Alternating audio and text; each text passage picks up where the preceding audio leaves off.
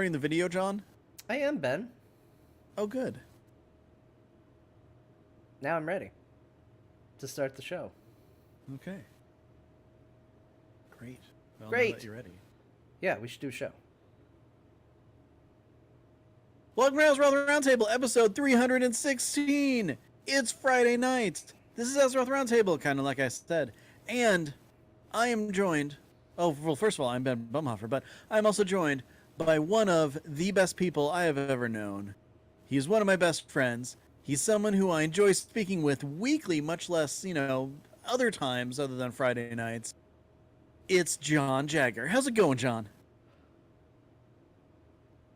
Hi, Ben.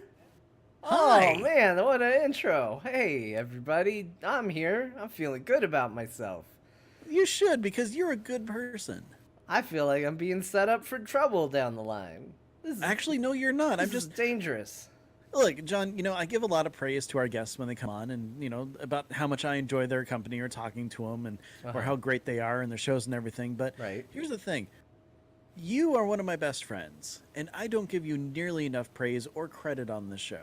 I just got to say, I love doing this with you, and I got to say as well that your friendship means a lot to me. Oh, this was a nice way to start the show. I feel proper. I feel like a proper co-host. Still waiting for the other shoe to drop. Also, you have 2 minutes to live. Oh no! I knew it was gonna betray me. Nah, you don't. You have a lot longer. But no, it's just one of those things. I like to talk about things that I enjoy, especially on this show. One of them being World of Warcraft. Hey, how also, about that World of Warcraft, Ben? Yeah, that World of Warcraft. Weird way to get to it, but no. Okay, so we had no prior discussion about this at all, and who knows if this is even where the topic's going to stay. But I was thinking about something, and it doesn't really match as much with you just based on how you play the game and everything. But I kind of had a little inkling in my head, something that I kind of thought, hey, I wonder. So, okay, last expansion, we had something called Order Halls. Uh-huh. And it was something that every single person had a bit of story and questing and everything that was made specifically for their class. It was, we both agreed it's something that was really cool. It really, tied into the class fantasy. It made you feel special about what you were doing and stuff like that. Then I did something along the lines of, I really want to see all of this stuff and level up all the different classes. Right. So, I got to experience all that. I got to see, major chunks of the story that I might not have. Except for the paladins, I could have just done that once because then I would have seen the priests or vice versa. But anyways, long story. Well, actually, really short story because I shared one. Anyways, I started thinking about all the time that I've been playing my Alliance character this expansion. And going through and seeing some of the stuff that's happening in definitely with Stormsong Valley, that I'm wondering, okay, did the Alliance get this feeling when we went into Old Year? Because I'm seeing a lot of stuff that has to do with N'Zoth and all the Tide Sages and all this stuff, and I'm like, this is some really cool story. I'm like, I'm actually getting excited to go into this raid. And then I realized that there is an entire zone that the Horde plays through that has the first raid in it that the Alliance really doesn't touch at all, except for, doing the whole, okay, we're crash landing and doing a forward base thing, whatever they're called. So besides putting a whole bunch of time into, the other faction and everything like that, and I know that the whole concept of Battle for Azeroth is that everybody has, their own side to level, their own story and all that. Do you think that it's really the right way to go? Because for someone who enjoys the story and who, granted, you're jumping on Wowhead and reading everything before it happens anyway, but for someone who plays for the story, do you think that it's really more of a missed opportunity that they actually split up the major plot points in this expansion? I don't know. I don't necessarily think it's a mistake. I like the idea of an unreliable narrator. I thought it was used really effectively in Legion, with what the Alliance saw versus what the Horde saw, and the way like a very simple action can be read two different ways by the same people who witnessed it. Just by having slightly different information Yeah. and feelings towards the matter. So I kind of like the idea. And I think it's good for people to have unique leveling experiences. I think that is what makes for good content when you can go back and say, like, oh, I'm getting to try something new. Because, there is an element of you get that feeling like I have to do everything. I have to see it all. I have to see all of the content. And that can be good and that can be bad. It can be good in the sense that it can give you something to do to log in every day when content, you feel like isn't coming out at the pace you want. It can give you more content than you might otherwise have access to if that's the stuff you care about. But it can be bad in that it can sometimes force you into content you don't necessarily like or want to engage with. If you don't like raiding, then you don't get to experience the same story that everybody else gets to experience that does. And, it's a hard line to judge what is Blizzard encouraging you to go into content you may not enjoy because they want you to try it and experience it. And it's another thing to feel like, well, I get left out because I can't or don't enjoy this content. Yeah. But I think overall, ultimately, like where I personally stand is that it's good. It's good to have the factions experience different things and see different things. And, honestly, I have never felt like the main story should be tied to the raid, which is probably a controversial take. Because, like, if you're going to build up Arthas as a big bad guy, why do you kill him not in a raid? You know what I mean? Like, Yeah.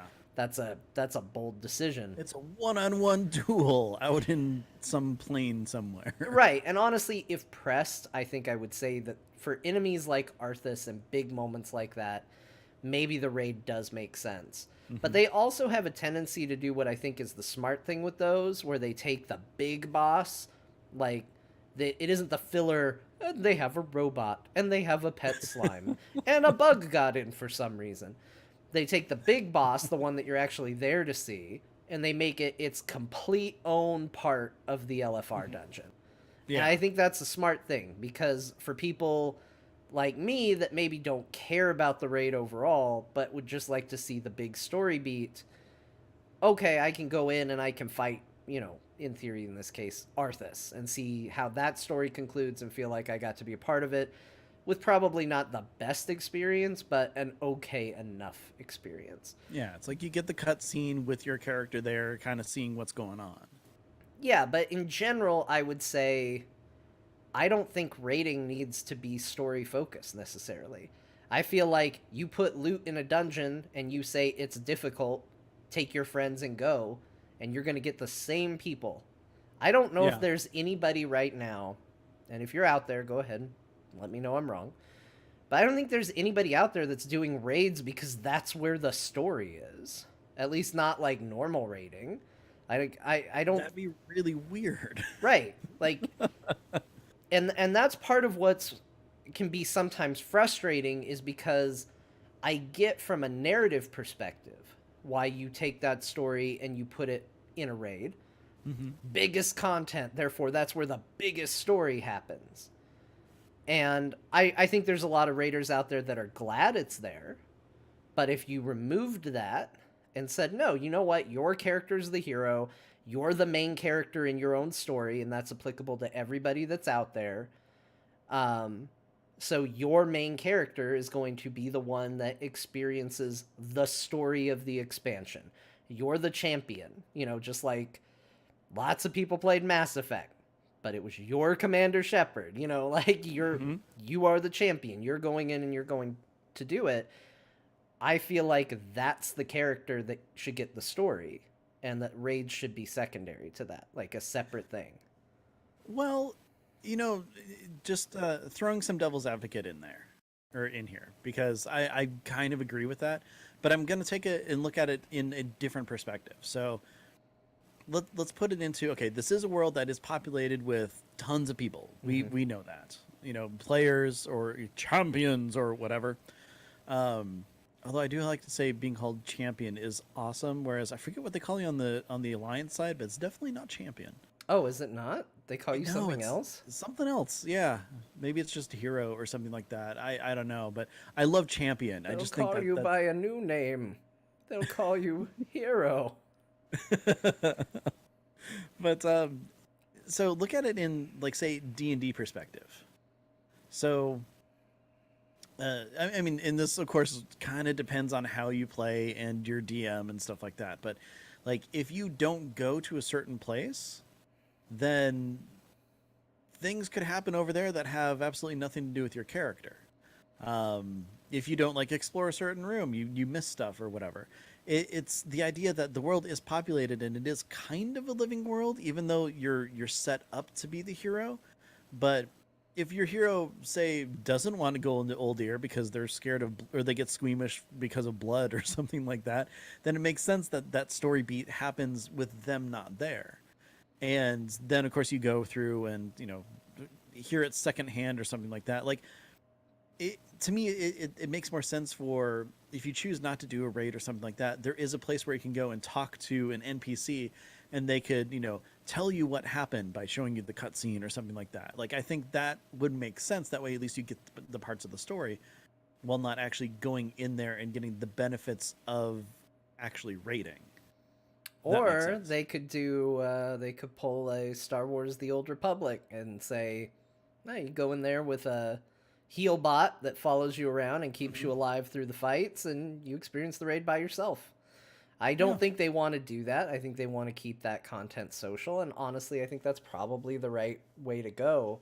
And in fact, I actually agree with you. I think, like, the story of the raid could be the story of the raid. But what I guess I'm saying is that story doesn't have to be the main expansion story.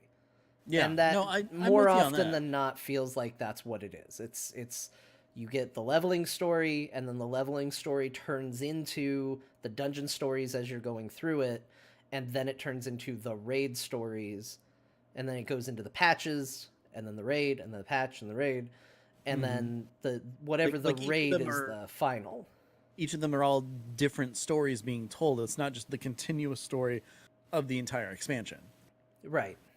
Yeah. So No, I like that, because it gives the people who, I mean, because there are people who they play for just the leveling story and then just check out. Yep. That's just what happens. There's things going on right now, like in the story, that are like huge story beats and everything that do require you to make sure you go all the way through war mode, make sure that you do the raids and everything like that, or even just side quests that just have you kind of jumping into certain parts of it, like how you need to stab a glaive into Old Ear's big bloody worm thing or whatever.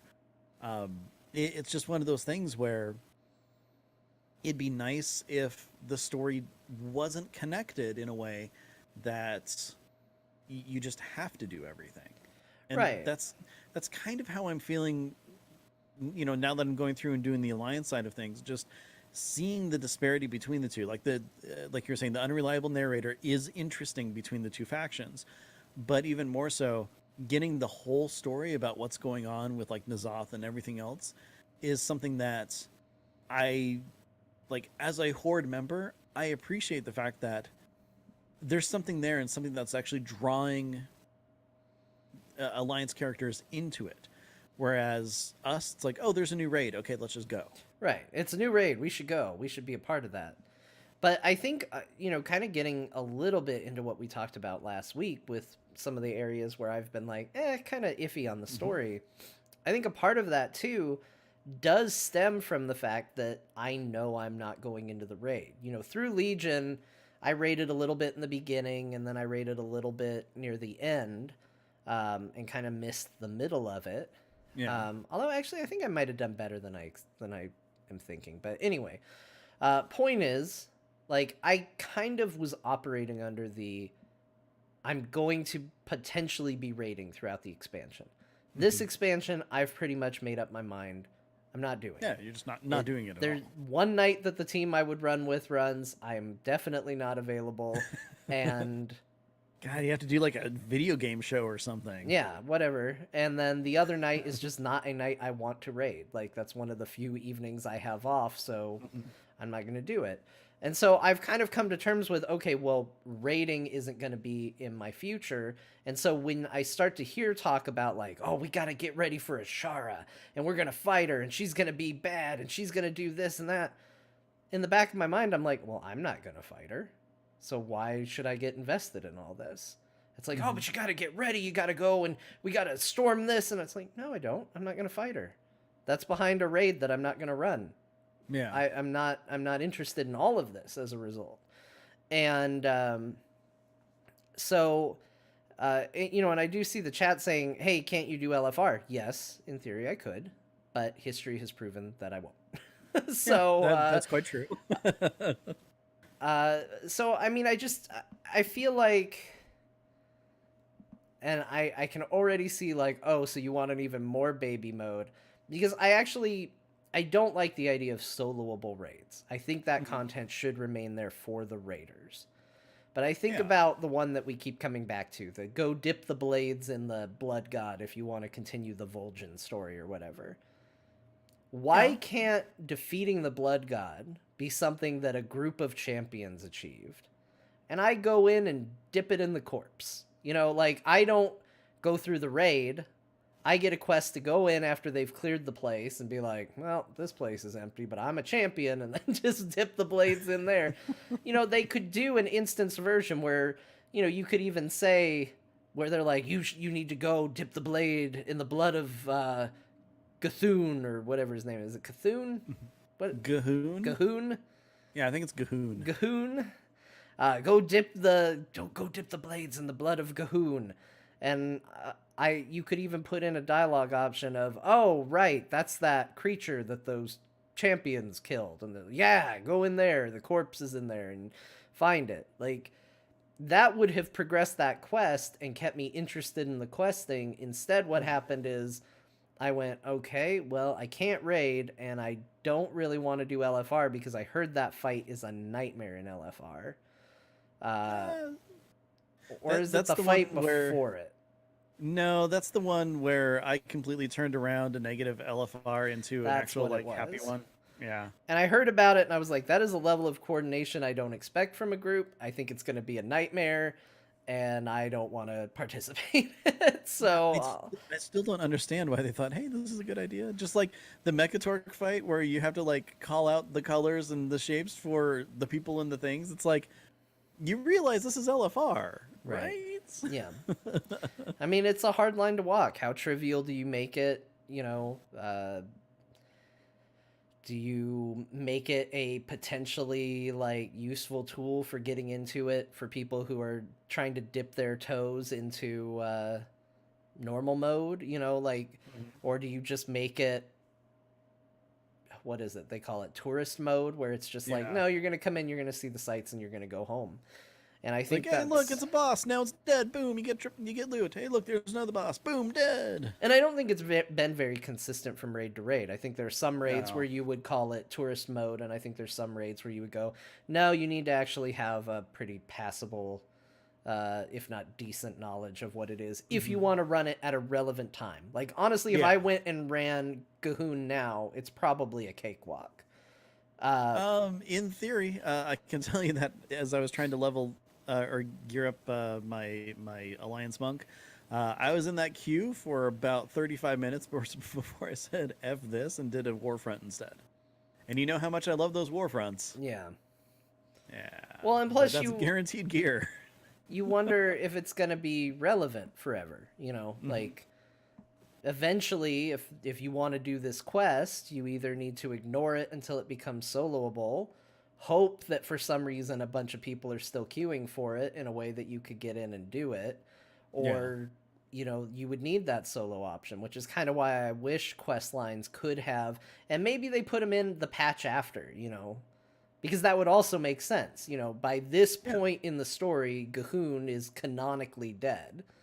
So it would make sense for me as a player when I get that quest to be able to say, "Oh, you want me to go stab the blood god? He's dead, right?" And they're like, "Yeah, champions killed him a little bit ago. You're behind the Or times. Catch up."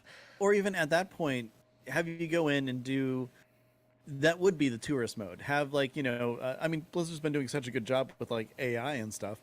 Have you go in, do like a super super fast and easy like just AI fight, and where it's a guaranteed win no matter what. Right. You don't get any gear from it, but you get the story progression or something like that. Yeah, I mean that's all I think is they've done things where like we've gone back to Ulduar now, and we have a little fight, like a little different fight in Ulduar. It could be that same thing, like you go there and maybe there's like corpse feeders on the body or something like that, and you got to fight those off. Yeah. And you have kind of a big fight, and so it's actually kind of a quest that they turn it into, and like that would be cool. But I mean, now we are definitely talking about more developing and programming work. But I'm just saying that for somebody who likes the quest and likes the story, but knows they're not going to raid, and even LFR is a little bit to where it's like, it's just not fun. Like, I would like Yeah. to just progress the thing that I think is fun. That might have been enough to keep me on the questing path and potentially interested in what's coming up, rather than sitting back and going like, oh, if I want to get into this, I'm like so far behind.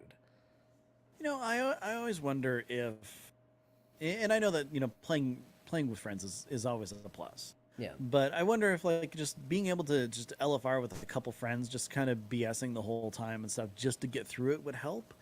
I mean, I know that's not the ideal like actual raiding experience anyway, because you're not really engaged with the game at that point. You're just engaged with the people that you're hanging out with. Yeah, I mean, I have always loved the idea, in a world where we have the scaling content that we do, this idea that just go in with your friends and have fun and goof around. I mean, that's one of the things that I love about when you out level things, and you guys can go back and you can just talk about whatever while you run through a place and just be like, we're just gonna have a good time. Like that stuff is fun.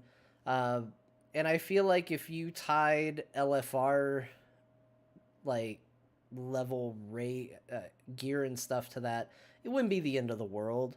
Maybe you shouldn't do it, but I mean, honestly, well, considering there's so many different ways to get gear right now, I would take it just as a way to move the quest forward. Like, that's the only thing I care about. I'm not looking for free gear handouts, although they give away gear that's significantly better for doing far less. yeah. I'm not looking for gear handouts. I'm not looking for anything other than progressing the aspect of the game that I enjoy in an easier fashion.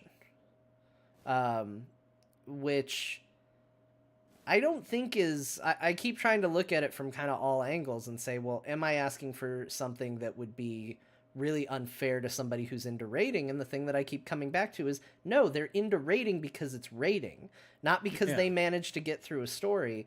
And if you time gated it, which they love time gating content to where you can't progress it until the next patch or whatever, or until LFR has unlocked at the very least, because I think it's safe to say that once LFR has unlocked, you could let those people instantly complete that quest and it wouldn't be a big ask.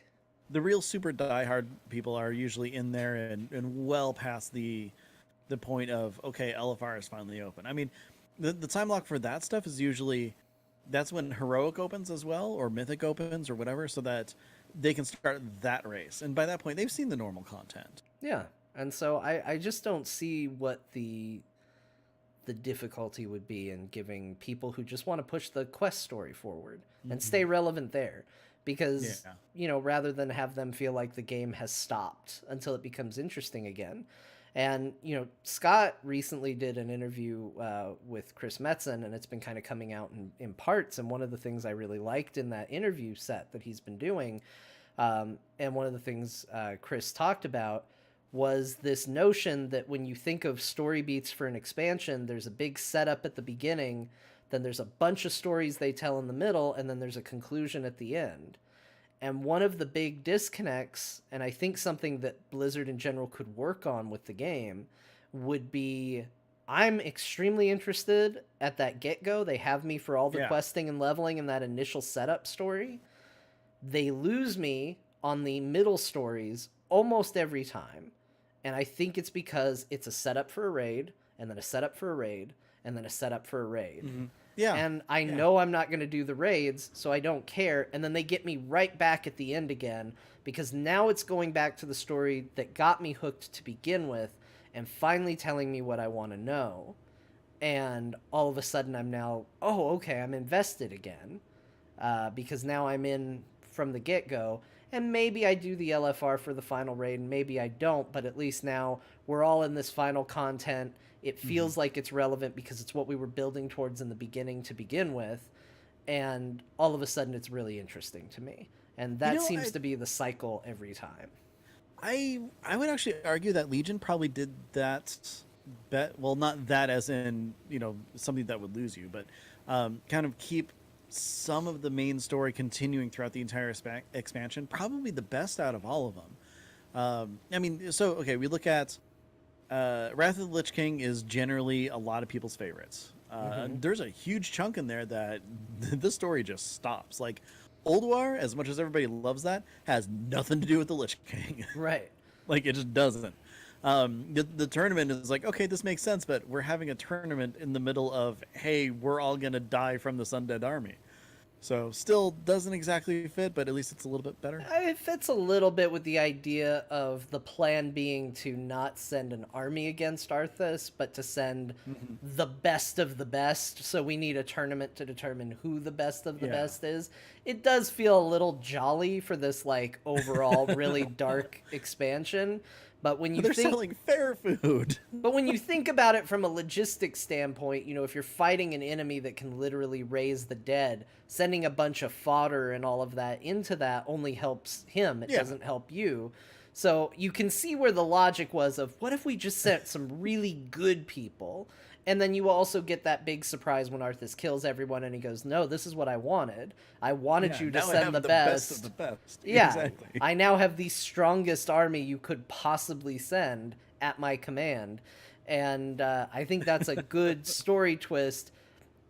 But I agree, because it's like, oh, now we're going to joust and have a jolly good time at the footsteps of the Skull Castle there here. were the other dailies. Yeah, it's like, oh, we're just going to joust in this tournament ground. Yay! And then we're going to go fight the undead army and joust them instead. Yeah, joust this evil army. Yeah, but so Wrath of the Lich King, you did some of the favorites, and there's the disconnect there. Pandaria definitely had a giant disconnect in something called the Throne of Thunder, which I still hate that place so much. Yeah, it's a weird favorite, and I don't understand where all the love for Throne of Thunder comes in. I do not think that is that expansion's strongest content at all. I like, even going back and farming for the pets, like, as soon as I was done getting the pets out of there, I'm like, never coming back again for another year or so. I don't like the zone. I don't like the raid. I don't think it's... Yeah. I don't like any of it, actually. And it's funny, because this is a raid where just randomly I'm like, I'm bored and I've done everything I want to do. Well, it drops a mount. I don't know. Let's see if I can get the Triceratops mount or whatever. I didn't. I'm like, well, what else is in here? I don't even remember this place. I go through, kill the big eyeball dude, because I'm like, I hate this guy. Because, I'm getting my revenge on him, and ended up randomly getting the bird mount out of there on that just, like, BS, I don't give a shit, like, journey. And I'm like, I got him out. Whoop-de crap, I don't care. So, able to just breeze through it, still incredibly salty about that. Yeah, it's funny because, so whenever and it's been a long time since we've actually done, like, a fun, hey, let's just go do old content for the hell of it. Yeah. Anytime anyone brings up Throne of Thunder, Ro's like, Ben, I'm sorry, but can we maybe go here? And I'm just like, hate it every single time. But what is so shocking about Throne of Thunder? The lightning. The level of trash that exists in there. Now, I know I have a bad reputation when it comes to trash. I understand this. I get it. I literally get pinged on Twitter when they put in a raid that doesn't have it. I get trash updates. I could be like, I don't raid. I'm never going to raid ever again, and people would still send me updates on how the trash is in whatever new raid is. Which I absolutely love. It's fantastic. It's great. I love it. I like it too. I'm like, it's good to know where we're at with this thing. But the shocking thing in Throne of Thunder is just how long those first, like, you can kill everything in almost one hit now. It's not a challenge. It's not hard. You're breezing through it, and you're still like, good God, this is boring. How did we ever get through this as a group when this was challenging? Like, this is the longest hallway of just tedious, and then it's like, well, it's all dead. It's all come back to life. Yes! Oh my God. Oh my God. What is this thing? So, okay, the absolute worst boss in there for this is whatever the Hydra thing is that's like in the sewer area or whatever. Yeah. Because there's all this trash just everywhere. And in order to get the boss, you need to bring some bells. But in order to get there, you need to go through so much trash. And then that boss fight is so horrendous and takes forever. Yeah. Oh, gosh. In a world where you can breeze through it, it's still like, set aside a couple hours because this place is gonna suck. That's what it feels like. Yeah. But so anyway, so that did distract from the main story and stuff. And I would say that's, and I mean, I know that people are going to disagree, of course, but those are probably until Legion, those two were probably the favorite expansions, like for the most part, like in general. Yeah, I mean, I know there are a lot of people that are staunch, like, no to Pandaria. I don't get it. That expansion has only gotten better as I look back on it. It's easily one of my favorites, but yeah, there's some very staunch Pandaria haters out there. But you know what? There's also people that they liked Cataclysm and the other one.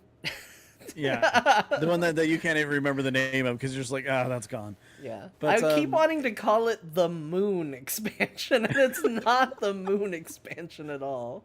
There's nothing about it as a moon. It is on another planet, but it's not a moon. It's a space station. So going back to the whole point of talking about the other expansions, so Legion, I think, again, really did have the most throughput from beginning to end story-wise. Because even though it did build, some new raids and stuff in there, the main story was kind of addressed in a lot of those situations. Okay, take the Emerald Nightmare out of it. That was just kind of like, oh, stuff's happening. But like the rest of the raids, it went along with the story. And I know that, like you were saying, it's a lead up to just the raid and everything. But we got a lot of good content in there. Like we got the Broken Isles, and then there was a raid involved with that, of course. But the Broken Isles themselves or the Broken Shore, whatever it's called, had some neat stuff to it as we were going through. Oh no, John, I just called the gated World Quest crap neat stuff. What the hell is wrong with me? Yeah, it was not good, but here's why you thought it was good. I know why you thought it was good in retrospect. Because it goes back to what we were saying. Because the interesting thing about Legion is the leveling had nothing to do with the main story, really. Occasionally it hinted at it. Occasionally you were like, oh yeah, demons are attacking. Weird. But mostly it just kind of told its own story. Yeah. But then those things that were typically setups for the raid, with the exception of Emerald Nightmare, all had to do with the fight against the Legion. So it was what you were invested in from what they teased at the beginning. And the reason why Broken Shore seems like it was good to you is because they used that zone for a lot of really cool things in the intro bits. We spent a lot of time there, so there was some cool moments near the end, but also it was a place you wanted to go to. I remember breaking into that place early on in the expansion. I was typing up reports to you. I'm like, I'm on the Broken Shore. I'm looking around. There's demons everywhere. I'm like telling you the things that I can see over there as I do my little rogue reconnaissance of the place. Like, we were excited to go back there. And so as a quest hub, I wasn't looking at it as the quest hub before a raid that I wasn't going to run. I looked at it as the quest hub that was this place that it was where we all knew we were going to wind up again. It was the place where there was this great failure of a fight, but this time we were going to be victorious. And it told a cool story in our heads. The way it executed gameplay wise, not very good. It tricked me. I can't believe it. And it continues Like, to trick you. Oh my gosh, I took every single one of my characters through that, and I know how much of a pain it was. I can't believe that I was remembering it just so fondly. What? Well, we were just talking about Throne of Thunder, so everything looks good in comparison. Sure. So you know what, I'm gonna blame it on that. But so even after we did the Broken Shore, then when we went to Argus, that was, I mean, first of all, dude, how like mind-blowingly awesome was the fact that we actually went there in the same expansion that we started fighting the Burning Legion. Like, I know. Yeah.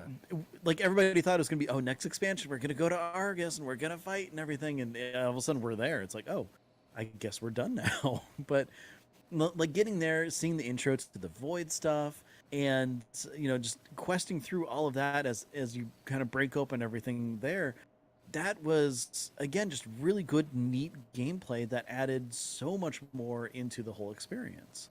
Yeah. And I just gotta say, Legion did some awesome stuff. Now, with that being said, and granted, I know that Battle for Azeroth is nowhere close to being finished yet. Well, I'm assuming so. I don't know. But having the two stories going on, the Horde and the Alliance side, it does feel like it just, the whole battle isn't a thing when we're both going into raids and doing stuff and don't interact with each other. I mean, the Battle for Dazalor is the closest that we have, but at the same time, I don't know, maybe because it's in a raid, it feels like it's like just artificial compared to some of the other stuff that we had, like leveling, especially during the beginning of the expansion. Yeah. Which is really weird considering Wednesday night we spent the entire night fighting Jaina. Mm-hmm. But it's like, it's just a raid. It's something different. Kind of weird. Yeah, I don't know, and that is a good point. I mean, theoretically, the Battle for Dazalor is it is a continuation of that story that I was saying, like, I should be invested in. So, I don't know. I don't know why that piece of content didn't really call to me. It could be that there's no real, like, hub to it. Like, it wasn't like going to Argus or going to the Broken Shore or anything like that. It was, they're going to be raiding where you're standing right now and log in every day. It was like, oh. And like that, and that was about it. And I also knew how it ended. And so it was like, okay, well. Maybe it's because nothing changes after it. Like, yeah, Rostakon's dead. Mm-hmm. But that's the only thing that's changed. We still have the city. Yeah. It's like they didn't actually sack it. They didn't do anything to it. So I don't know. Maybe this is just a case of they need to make big changes into the world. But, Yeah, but I mean, at that point, are they splitting up the Horde player base by, like, say, moving them somewhere else? Well, I the don't people know, who haven't man. gotten to that point are stuck there. I mean, we're learning more information about what's to come, so we can't dive too much into that. But, there really is this feeling of, I mean, I don't think it's spoilers to say that I have now heard that, like, at least the other characters seem to be aware of how familiar this situation is.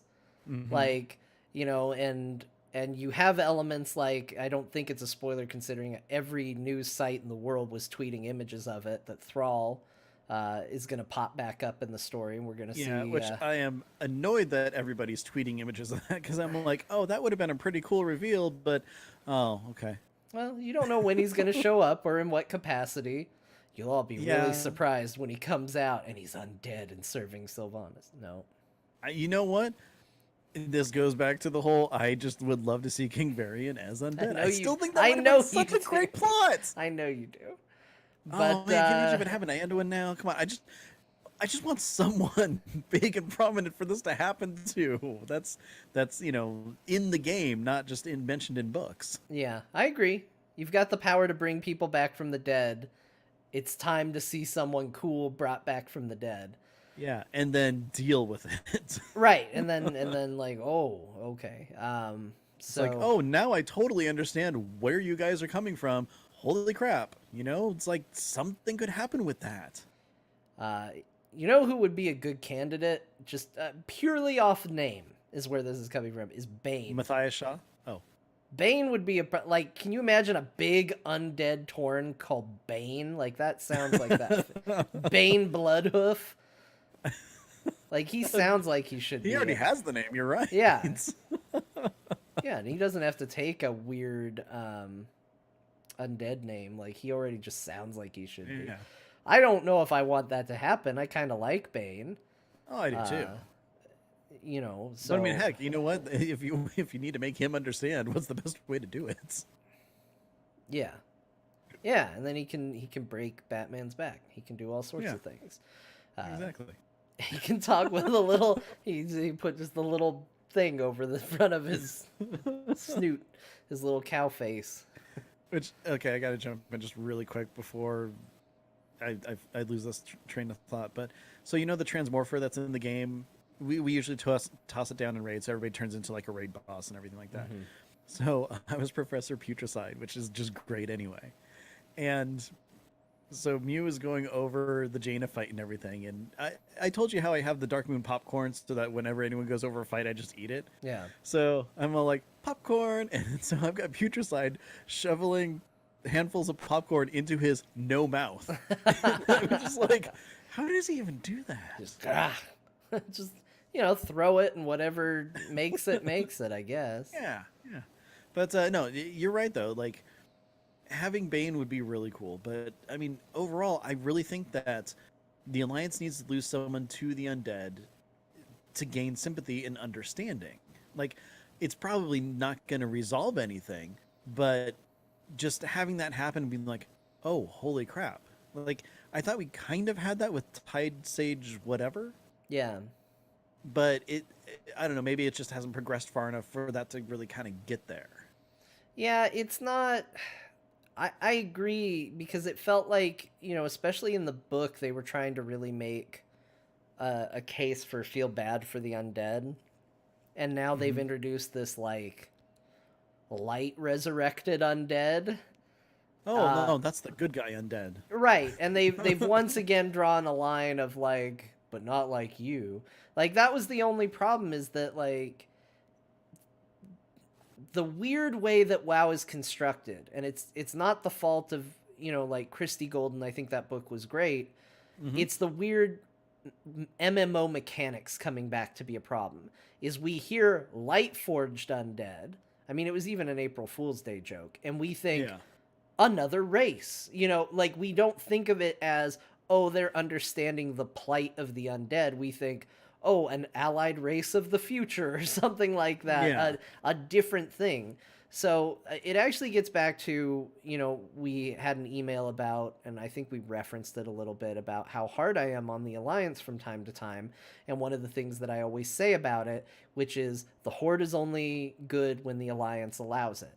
Mm-hmm. And sometimes I say it to be funny, but I do say it with an element of truth to it, because they do very much try to build the Alliance as this very good group. They occasionally do some bad things, but generally speaking, they're almost always good. And then we get to this weird place where it's like, okay, Saurfang, the hope of the Horde, he's going to bring us back to the true Horde. Well, why does he get to do that? Because Anduin let him out of a cage. Yeah. Okay, we need to understand the undead. The undead need to be not just looked at as monsters. We need to see them as people again. Well, why are we able to do that? Because the light embodied on the good side brought back a light-forged undead. Mm-hmm. It has nothing to do with what these other ones are. You still get that separation, that like hard line drawn. And that's where it can be frustrating, because I think part of what I like about the Horde is that they're misunderstood. Like, that's the thing that I always liked, is that they are they're the outcasts, they're the underdogs, they're the ones that people look at and judge based on how they look and based on how they act and based on past deeds, and therefore they ignore any potential that they could have to be anything else. Mm-hmm. And I like that story, and I like that trope. But it seems like right now the line they typically try to draw is it's only good when the Alliance says it's okay. That said, just to cover a couple more things, they are getting away from that. There have been some Alliance or some Horde things that have been done out of the goodness of the Horde's hearts that the Alliance has gotten to see. But, you know, it took a while to get there. Yeah. Yeah. And I mean, overall, it's tough because as much as we love story and as much as, you know, the outside books and comics and everything add to this world and universe that we love so much, it still has to be a game. And, you know, you and I have talked about it before, how there's no way that they're going to split the undead faction, because what happens to guilds at that point? Yeah. You know, I mean, we have a community system now that kind of works for that, but only if it's still the same faction.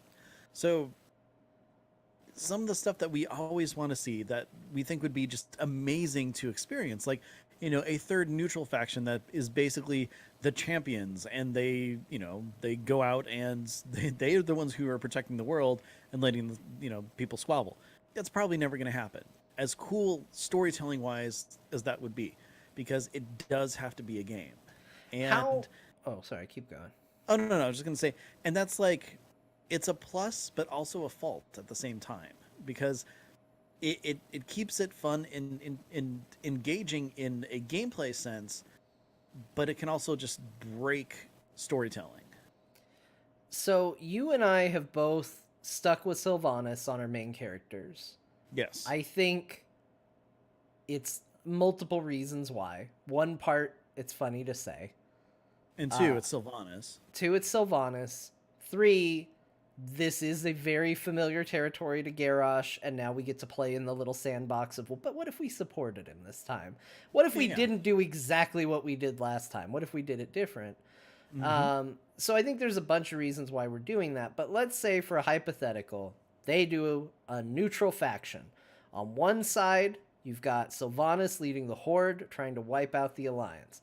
On the other side, you've got, like, Gen or Jaina leading the Alliance, trying to wipe out the Horde. And then in the middle, you get this, like, council unity, you know, Thrall, Bane, Sourfang, Anduin. Yeah, let's get some Alliance people in there, too. Just Anduin. Maybe Jaina could be in there if she... Like, that's the funny thing Jaina with Jaina. That's the thing. Yeah, but she's getting better. Sorta. Nah, she's pretty bad. I don't know. Anyway, well, Jaina's... let's throw Tyrande in there, too, you know? Jaina's around. I don't think Tyrande's gonna show up. But anyway, you've got this neutral faction, right, that has decided to come together and say, you know what, we're putting aside our differences. And they actually split the game, and you can pick, right? Mm-hmm. What do you think is the percentage that would go into that middle faction? If you had to guess player base-wise. Well, see, that's hard because... kind of like social media, you kind of put yourself in an echo chamber, right? So, like, you and I, we talk about story. We're sick and tired of the Horde versus Alliance. Right. There are quite a few people who we play with, who we're friends with, who feel the same exact way. Is that actually a good sample of how everybody feels? When there are people out there who are super excited for, yeah, I'm a Horde for life, let's kill the Alliance and make sure that we're on top, and vice versa. But, like, if I had to guess, I would say that is just from my experience, the majority. Yeah, I mean, you would think... Now, granted, we don't have a 50-50 Horde Alliance split. Mm-hmm. I don't think that's a surprise to anybody. But in a perfect world, you've got about a 50-50 split between Horde and Alliance. And therefore, if you added a third faction, the goal would be, you know, the 33s. Yeah. I would say, like, just a guess, that 50% of the player base would be the third faction, and then 25 on either side. I think that's a pretty... honestly, I think that's a pretty decent guess, because I would go even further. I would bet at this stage in the game... Now, it would be hard because there's a lot of things with alts, and there would be people that would want to see all the sides, so they would put people there. And maybe that would naturally lower it more than this. But I'm thinking like in people's hearts, if you just could take the mains, I think you'd get 70% in that middle one. Really? That I many? think it could be that high because honestly, I think people are sick of Horde versus Alliance. I know there are people that think it's like the bread and butter of this thing, and if it goes away, it's not World of Warcraft anymore. But I don't know, man. I don't know how you're still What? into that story at this point. What if? Okay, so this is the expansion of Horde versus Alliance, right? Yeah. What if the next expansion, you're still Horde and you're still Alliance, but we have a truce? And we can go to Stormwind as Horde, or you can go to Orgrimmar as Alliance. And everybody might be yellow. Maybe you need to work on that rep grind or something like that. But it's not there for the expansion. And we try it for an expansion.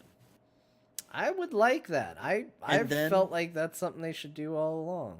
Yeah, and then who knows? Maybe there's an inciting incident that just breaks it up again if it turns out to be a huge failure. It could Because be. there's always going to be that underlying tension, like whether it's full out war, which it is now, or it's like 100 years in the future, and then we have options to play as like half orcs or half elves or something like that. It's just in our time right now in this, and I'm not talking about like WoW 2.0 or anything like that. That's never going to happen. But evolving the game into the point where the world has changed based on world views and everything, like maybe have it like to the point where it has to be phased so that you can kind of wander the world if you're at a certain level. Like you have to go through Battle for Azeroth in order for this to happen. It starts with like 121 is when you can walk into the opposite faction. Well, it's so funny because I think people misunderstood what I was saying when I said it at the time. Because when they announced Battle for Azeroth and they said, this is all about the war between Horde and Alliance, I turned around and said, boy, that makes me excited for the next expansion. And I think a lot of people took that as me trying to like kind of shit on this one and be like, oh, I'm not interested in it.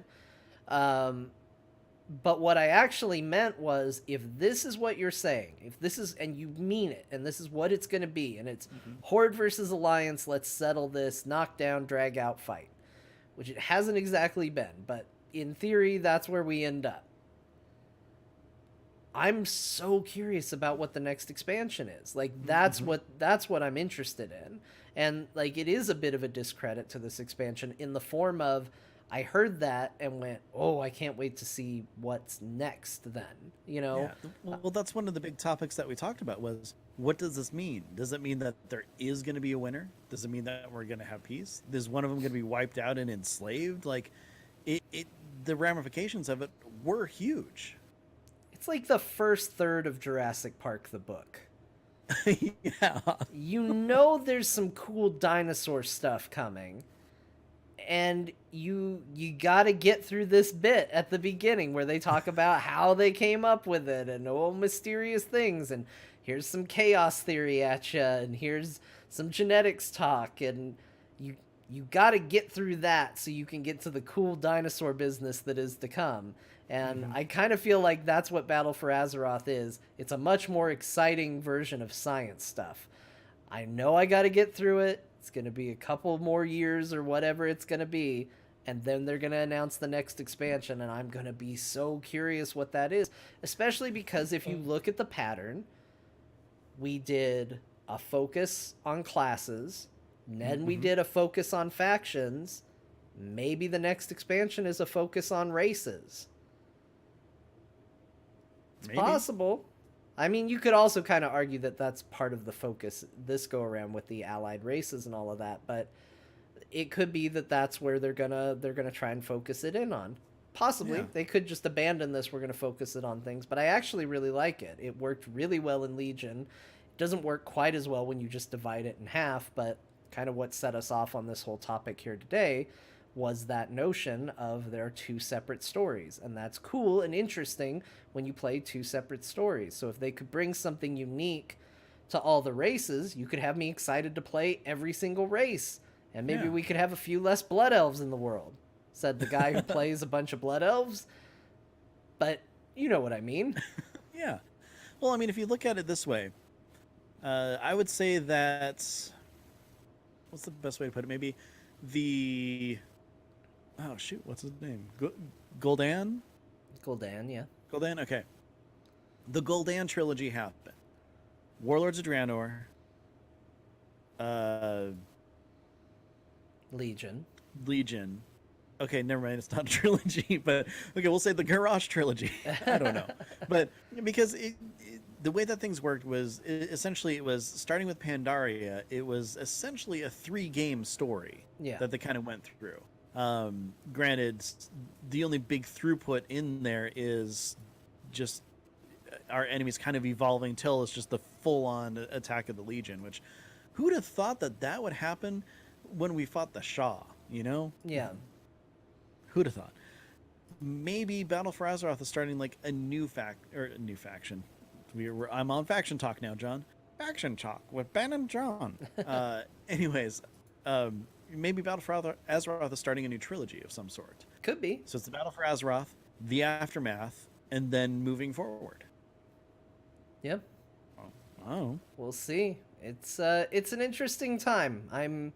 I remain extremely curious what's to come. I'm very curious what's going to come after this particular patch. You know, we all kind of knew Ashara was coming as a part of this expansion, so it's like the Warbringers kind of foretold something. Yeah, there's a lot of theories right now that first boss, one Warbringer, second raid boss, a second Warbringer. Maybe that's hinting that Sylvanas might be the third raid boss. She could be. It'd be a bit disappointing. But unless they split that with Horde and Alliance again. Here's what's going to happen. Jaina gets away. She doesn't die. So Thrall's going to be fighting Sylvanas, but then he gets knocked across the room and gets really tired, and then you have to fight her. But there's these giant iron stars that come across the screen, and you got to watch out for them. Don't forget the Heart of N'Zoth hanging above her. So there's going to be a heart. You're going to have to deal with that. Sometimes you go into the heart. Yeah. But it's really cool because you can potentially get Sylvanas' shoulder pads if you're a hunter. Yeah. If you're a ranger, sorry. And there's no rangers in the game, so it doesn't drop. Well, no. You can get them if you use that toy that turns you into a Dark Ranger during the fight. Oh, right. There's some hoops.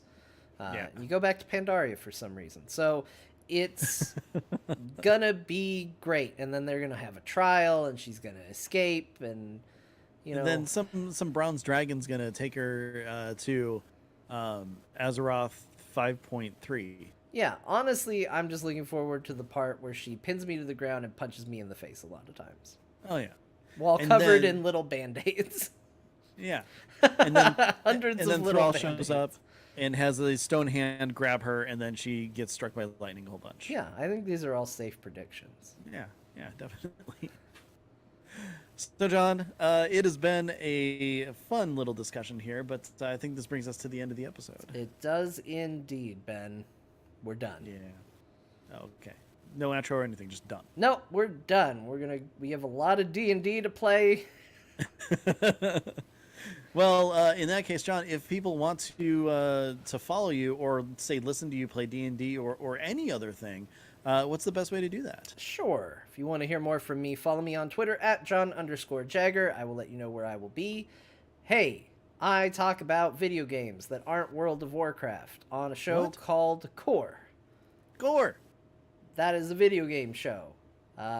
It talks about video games. What do you want from it? It's a video game show. That's exactly what I want from it. All right, so Core, we talk about video games. I do that for the second time because I don't know why I wasn't like expecting it so soon on the first one. Yeah, it was big. I don't know. Big hero energy came out right at the very end. Woo! So we talk about video games on Core.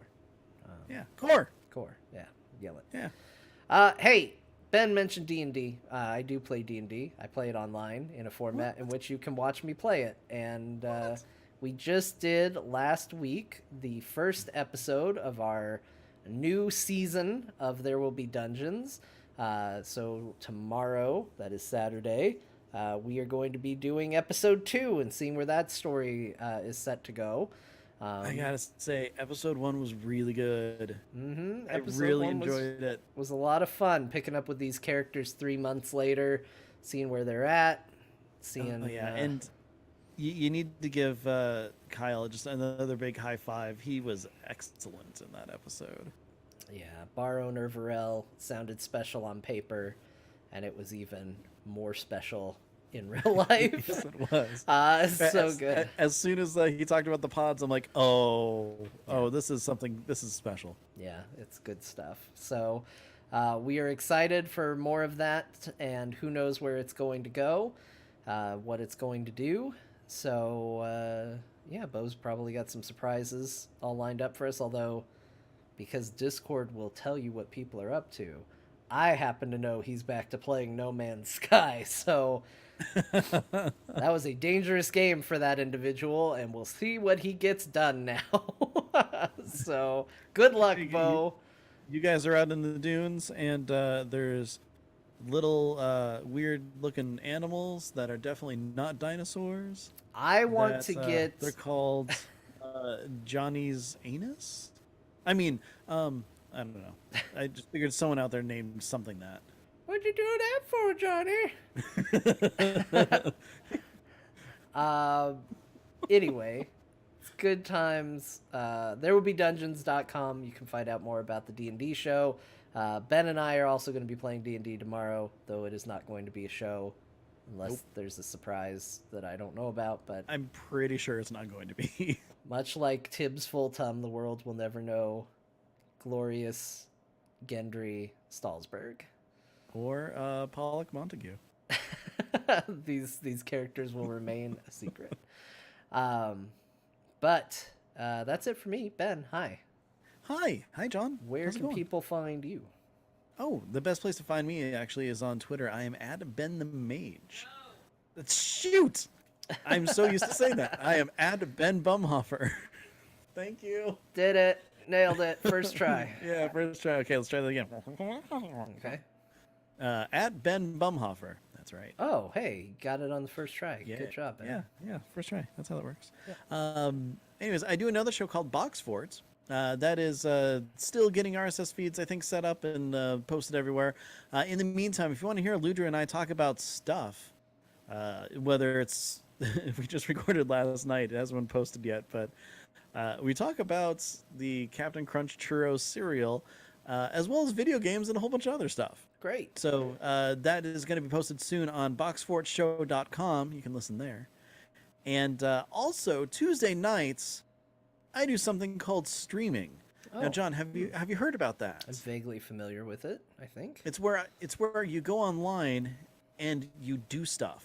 Mm-hmm. The stuff that I do is lately I've been playing The Last of Us, Okay. as well as kind of interspersing in something that I like to call Ben versus Never, where Nevermore and we play video games together. Oh, gotcha. Great. Yeah, I will say, John, I finished Winter, and spring started up, and I'm like, well, that was really intense. I'm gonna stop right now and pick it up again later. All right. I'm excited.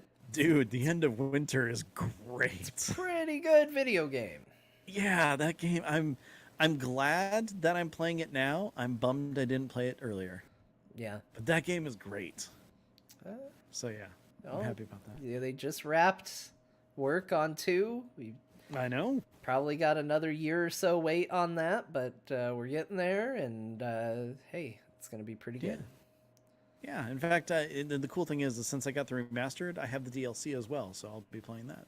Oh, yeah. I was surprised you didn't do it integrated into the story. Well, as soon as you start, it's supposed to take, or from what I've heard, it's best to play it after you play the main game. That's what I heard forever on Giant Bombs, so I kind of stuck with that. I Plus, would I don't think you have the option. disagree. I think they picked a really good spot to put that DLC. So basically, you've gotten past where it would be. So it's safe to say. I thought it was a prequel. No, so it is Ellie in winter while Joel is hurt, goes out on a supply run, and it is a story that takes place between her trying to get supplies for Joel and flashing back to before Joel while she's doing it. Oh, see, that I didn't know. I didn't know when it took place. I thought it was entirely a prequel. Nope. Takes place in the universe while it happens. So, Oh, okay. Hey, you know what? You can experience it afterwards. I played it separate and still loved it. It's a really good piece of DLC. It's not going to hurt to not be in there, but I do think it's cool integrated. They picked a very logical place for it to fit in. So, oh, well, perfect then. Yeah. But, yeah. Well, regardless, that game's great. Yeah. Yeah. Anyways, so that's enough about me. Oh, and if you do miss my live shows, that's not enough about me apparently. You can always find me on YouTube. Just do a search for Ben Bumhofer because I'm not cool enough to have enough subscriptions for my own custom, little address. Although, thanks to I think it was last episode, I have gotten a few more subs. So thank you for that, everybody. Hey, good job, everyone. Yeah, it's open. Yeah. Awesome. Yeah. But anyways, this show, Azeroth Roundtable, you can find us on Twitter. We are at AzerothRT. If you have any questions, comments, want to tell us why Cataclysm or Warlords of Draenor are the best expansion, no, send those emails don't send that email in. I don't want to know. I think it's great that you loved it, but you're not going to convince us. No, you won't. But if there's anything else that you want to share, you can always send those to AzerothRoundtable@gmail.com. And of course, all of our episodes are found on AzerothRoundtable.com, as well as on iTunes, Google Play, Spotify, any other place that you can find it. In fact, you're probably listening on one of those places right now. Creepy, huh? Also, 90% of the time when we get those emails about, like, here's why I like those expansions, not 90%, that's way too high of a percentage, but a lot of times it's, well, that was the first expansion that I played, so it has a special place in my heart, or that's where I met my significant other, or something like that. And it's like, that's great. I totally get it. And that's awesome that that's when you came in, or that it has special meaning to you. But that's going to be a very exclusive to you feeling. Mm-hmm. And there are other people who just like it. So, it's fine. Yeah. But exactly. I don't need to read the email about it. But good on you. But good on you. All right. Hey, everybody. Let's talk Patreon. This is the part of the show where we talk Patreon. Before we get into it, I'm going to say this. I haven't been super thrilled with the Patreon. I'm going to be going in and looking at changing it. I'm going to talk to Ben about it. This is the first he's hearing about it. Dropping it on him like it's a bomb. It's always live when you talk about this stuff. So look for potential changes coming to the old Patreon. Good changes, nothing bad. No, we would never throw anything bad at you guys. If it was other than this show every week, I would never look at the Patreon and go, I wish we could make this a little bit worse. I'm looking at it and going, I think we can make this better. So hopefully cool things coming for you. But more information on that in the weeks to come. I'm going to say weeks plural because the end of this month is a crazy busy month. Yeah, we're busy like all the time doing stuff. Well, I mean, we work full-time jobs and the next couple of weekends are completely full. So yeah, that's quite true. That's the problem. But okay. But in the upcoming weeks, we will be potentially figuring out that. In the meantime, a big thank you to the people who are supporting us now, even without those cool new features. And an extra special shout out to the Murloc Club, Brandon O, Caleb M, Jesse O, Jim G, Haster, Sash, and Aaron. Thank you for being part of the Murloc Club.